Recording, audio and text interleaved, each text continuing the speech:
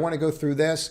I can't stress enough that you probably want to start listening to these morning conference calls even later in the day. So I'll give you one that I walked through the entire trade this morning, and you can just kind of see where we were at with this.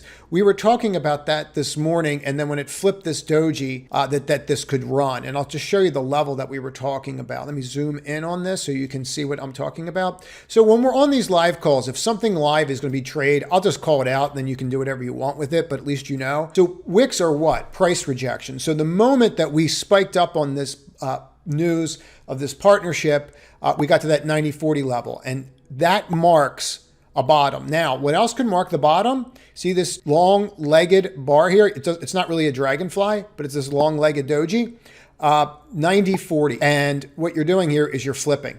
As soon as you did that, as soon as you flipped there, I went long the position. I was pretty vocal in the room about it. And since then, it exploded. I didn't stay in for all this. I think the rest of it I kicked out before it even got to 100. But it's a great way to start the day. What do you do with it now? Well, I think people are starting to realize that this is like a nothing burger kind of move. And I think you're probably just going to go back to flat. You have a lot of shorts in here. And so that, you have that initial panic, and now you're just coming back to reality. So I do think that this could gap close, and there could be $10 on the short side there. We'll see. See how it goes. You're having a really tough time breaking down. So if you like this clip, click on the left to watch another one, or if you want to see the entire video, click on the right.